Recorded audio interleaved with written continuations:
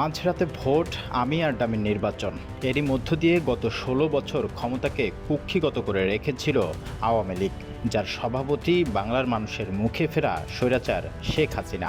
প্রশাসন ও বিচার বিভাগ থেকে শুরু করে রাষ্ট্রীয় সকল প্রতিষ্ঠান যেন অন্ধ আর অকেজো হয়েছিল হাসিনার প্রভাবে। গেল ৫ আগস্ট ছাত্র জনতার তোপের মুখে স্বৈরাচার শেখ হাসিনার পতন হলে ভারতে পালিয়ে গিয়ে আশ্রয় নেন আওয়ামী লীগ সভানেত্রী। বাংলাদেশ স্বৈরাচার মুক্ত হওয়ার পর ডক্টর ইউনূসকে প্রধান করে গঠন হয় অন্তর্বর্তীকালীন সরকার। এর পরপরই গঠন হয় বেশ কিছু সংস্কার কমিশন। ইতিমধ্যেই সংস্কার কমিশনগুলো তাদের প্রাথমিক প্রতিবেদন জমা দেন অন্তর্বর্তী সরকারের কাছে। জুলাই বিপ্লবে মানবতা বিরোধী কর্মকাণ্ডে জড়িত থাকার কারণে নিষিদ্ধ হয় ছাত্র সংগঠন বাংলাদেশ ছাত্রলীগ। ছাত্রলীগ নিষিদ্ধ হওয়ার পর বিপ্লবীদের এক অংশ থেকে দাবি ওঠে আওয়ামী লীগকে নিষিদ্ধ করার।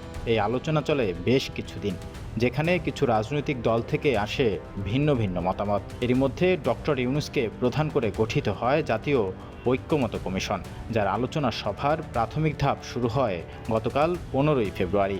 এই সভায় অংশ নেন দেশের সমস্ত রাজনৈতিক দল। জাতীয় ঐক্যমত্য কমিশন সভায় নুরুল হক নূরের নেতৃত্বে যোগ দেন গণ অধিকার পরিষদ।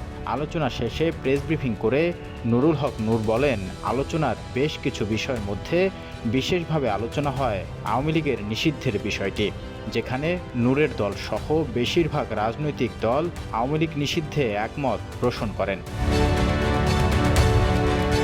আওয়ামী লীগকে নিষিদ্ধ করার দাবির বিষয়ে আইন উপদেষ্টা আসিফ নজরুল ২৮ আগস্ট ২০২৪ সালে সচিবালয়ে সাংবাদিকদের এক প্রশ্নের জবাবে বলেছিলেন, আওয়ামী লীগ বাংলাদেশের ইতিহাসে বর্বরতম এক ফ্যাসিবাদ কায়েম করেছিল।